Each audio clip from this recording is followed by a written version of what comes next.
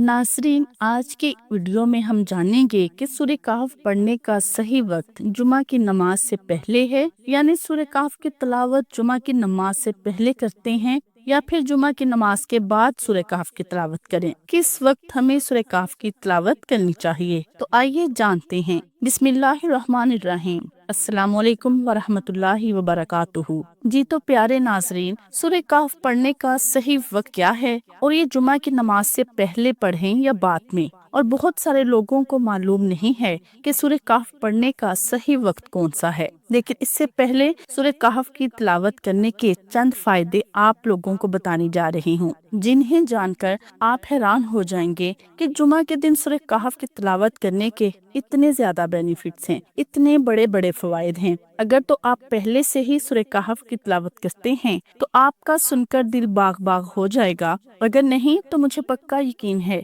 कि इंशाअल्लाह अज़्ज़वजल इस वीडियो को देखने के बाद और इन फवायद को जानने के बाद, उसकी फजीलत जानने के बाद आप जुम्मा के दिन सूरह कहफ की तिलावत करने का मामूल बना लेंगे। वैसे नबी करीम सल्लल्लाहु अलैहि वसल्लम की सुन्नत है जुम्मा के दिन सूरह कहफ की तिलावत करना। ये आका करीम अलैहिस्सलातु वस्सलाम की सुन्नत है और नबी करीम सल्लल्लाहु अलैहि वसल्लम की हर सुन्नत पर अमल करने के बेशुमार फवायद हैं, दुनिया और आखिरत के बेशुमार फवायद हैं। लेकिन चंद अहादीस में आप लोगों को सुनाना चाहती हूँ। लेकिन इससे पहले एक सवाल बहुत से लोगों के ज़हन में रहता है कि सूरह कहफ की तिलावत हमें जुमा की नमाज अदा करने से पहले करनी चाहिए या जुमा की नमाज के बाद उसकी तिलावत करनी चाहिए। इसका जवाब है, ये आगे चलकर मैं आप लोगों को बताती हूँ। सबसे पहले सूरह कहफ की तिलावत करने की फजीलत क्या है, ये जान लीजिए। हजरत अबू दर्दा रज़ी अल्लाह तआला अन्हु से रिवायत है कि नबी करीम सल्लल्लाहु अलैहि वसल्लम ने इरशाद फरमाया, जो शख्स सूरह कहफ की इब्तदाई 10 आयात हिफ्स करेगा, पहली 10 आयात याद करेगा, इनको हिफ्स करेगा, वो दज्जाल के फितने से महफूज रह जाएगा। दज्जाल कितना बड़ा फितना है, फरमाया जिसे पहले 10 आयात हिफ्स होंगी वो शख्स दज्जाल के फितने से महफूज रह जाएगा। मुख्तसरन ये कि दज्जाल क़यामत से पहले 4 फितने लेकर आएगा। एक, लोगों से अपनी इबादत का मुतालबा करेगा, ये असहाबे कहफ को दरपेश मामला था। दूसरा, दुनियावी असबाबो वसाइल पर तवक्कुल के हवाले से बाग वालों का किस्सा था। दज्जाल के पास भी जदीद तरीन टेक्नोलॉजी होगी।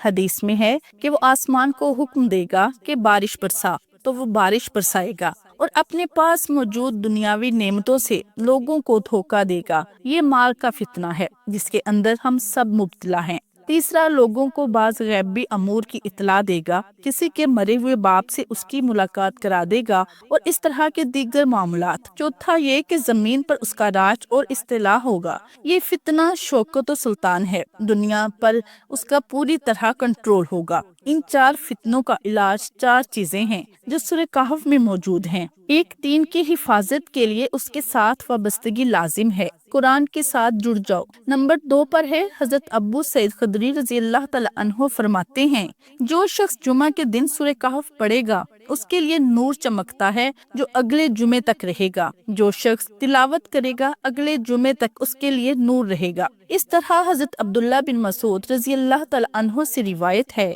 कि नबी करीम सल्लल्लाहु अलैहि वसल्लम ने इरशाद फरमाया, जो शख्स सूरह कहफ को जुम्मा की रात पढ़ेगा उस पर रहमत के फरिश्ते नाजिल होंगे। हजरत अबू हुरैरा रज़ी अल्लाह तआला अन्हु से रिवायत है कि नबी करीम सल्लल्लाहु अलैहि वसल्लम ने इरशाद फरमाया, जो शख्स सूरह कहफ जुम्मा के दिन पढ़ेगा उस पर सकीनत नाजिल होगी। इस तरह एक वाक़या भी मिलता है कुतुब अहादीस में, एक सहाबी जो है सूरह कहफ की तिलावत कर रहे थे कि उन पर आसमान से एक बादल का टुकड़ा वो इतना करीब हो गया कि उनका जो घोड़ा बंधा हुआ था वो भी बिदक गया। तो सहाबी ने नबी करीम अलैहिस्सलातु वस्सलाम की बारगाह में ये वाक़या बयान किया तो आप अलैहिस्सलातु वस्सलाम ने इरशाद फरमाया कि उस वक़्त सकीनत नाजिल हो रही है, यानी अल्लाह तबारक व तआला उस शख्स पर सकीनत नाजिल फरमाता है जो शख्स सूरह कहफ की तिलावत करता है। इस तरह हजरत अब्दुल्ला बिन मसूद रज़ी अल्लाह तआला अन्हु से रिवायत है कि जो शख्स सूरह कहफ जुमा के दिन पढ़ेगा अल्लाह ताला उसके गुनाह माफ कर देगा,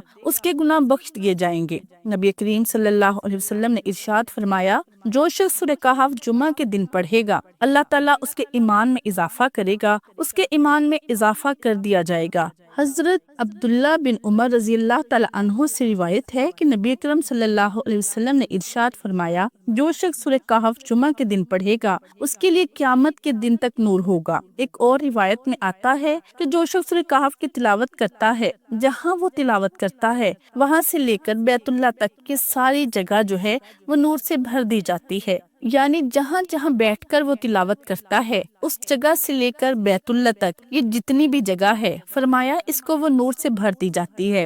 حضرت ابی عباس رضی اللہ تعالیٰ عنہ نے فرمایا، جو شخص سورہ کہف جمعہ کے دن پڑھے گا وہ دنیا اور آخرت میں فلاح پا جائے گا۔ وہ شخص فلاح پا جائے گا دنیا اور آخرت میں جو جمعہ کے دن سورہ کہف کی تلاوت کرے گا۔ اس طرح حضرت ابو ہریرہ رضی اللہ تعالیٰ عنہ سے روایت ہے کہ نبی کریم صلی اللہ علیہ وسلم نے ارشاد فرمایا، جو شخص جمعہ کے دن سورہ کہف کی تلاوت کرے گا، سورہ کہف پڑھے گا، وہ شیطان کے وسوسوں سے محفوظ رہے گا، وہ شیطانی وسوسوں سے بچ جائے گا۔ جو سورہ کہف کی تلاوت کرے گا، نبی کریم صلی اللہ علیہ وسلم نے ارشاد فرمایا، جو شخص سورہ کہف کی ابتدائی 10 آیات حفظ کرے گا وہ دجال کے فتنے سے محفوظ رہے گا۔ اتنی زیادہ فضیلت، اتنے زیادہ بینیفٹس ہیں سورہ کہف کی تلاوت کرنے کے، تو ہمیں سورہ کہف کی تلاوت کرنی چاہیے۔ جمعہ کے دن سورہ کہف کی تلاوت کرنا اس کے بے شمار فوائد ہیں۔ اس کے علاوہ بھی کتب احادیث میں کئی اور احادیث موجود ہیں سورہ کہف کی فضیلت کے حوالے سے۔ یہ چند احادیث میں نے آپ لوگوں کے سامنے بیان کی ہیں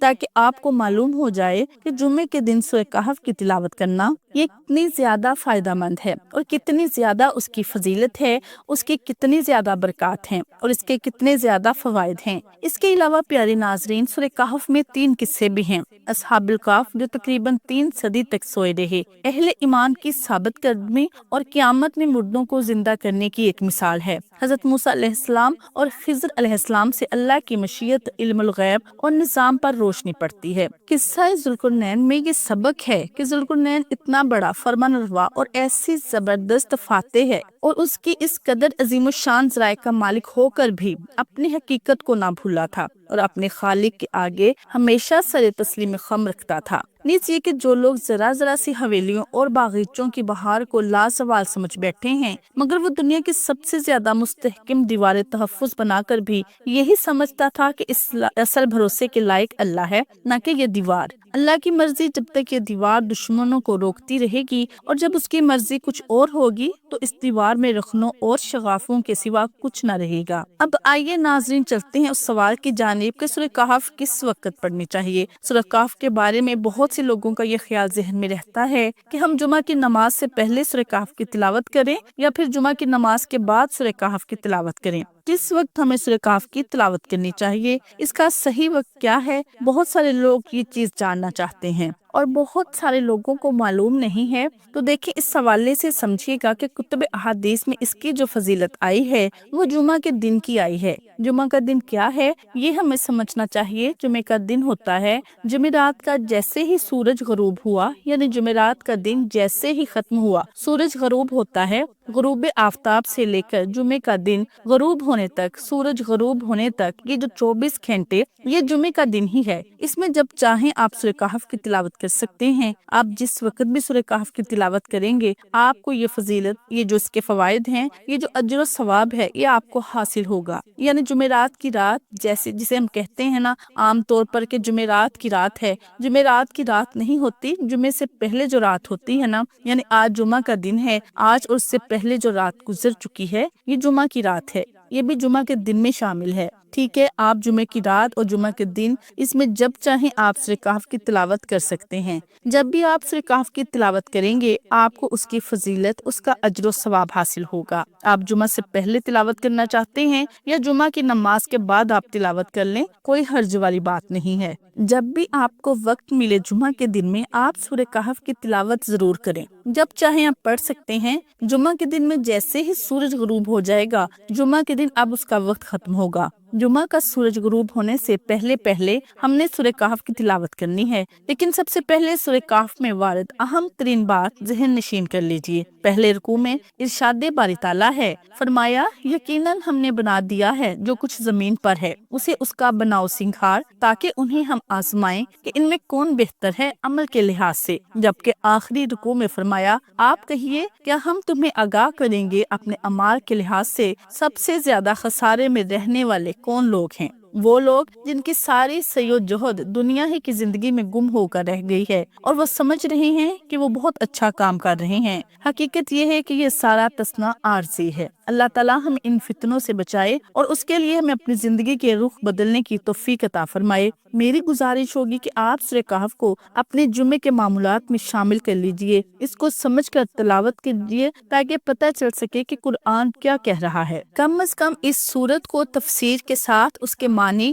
اور اس کے مفاہیم کو سمجھنے کی کوشش کیجیے۔ بہت سی احادیث میں ہمیں یہ وضاحت بھی ملتی ہے کہ دجالی فتنہ کے ساتھ سورہ کہف کی ایک خاص مناسبت ہے اور اس فتنہ کے اثرات سے محفوظ رہنے کے لیے اس سورہ کے ساتھ ذہنی اور قلبی تعلق قائم کرنا بہت مفید ہے۔ اس مقصد کے لیے احادیث میں جمعہ کے روز سورہ کہف کی تلاوت کرنے کی تلقین فرمائی گئی ہے، اور اگر پوری سورت کی تلاوت نہ کی جا سکے تو کم از کم اس کی ابتدائی اور آخری آیات کی تلاوت کرنا بھی مفید بتایا گیا ہے۔ اللہ تعالیٰ مجھے اور آپ کو اس کی توفیق عطا فرمائے۔ اللہ تعالیٰ سے دعا ہے کہ اللہ تعالیٰ ہم سب کو دین اور دنیا کی سمجھ عطا فرمائے، ہم سب کو دین کے راستے پر چلنے کی سمجھ اور توفیق عطا فرمائے، آمین۔ ناظرین، ویڈیو پسند آئے تو لائک شیئر ضرور کریں۔ جزاک اللہ خیر۔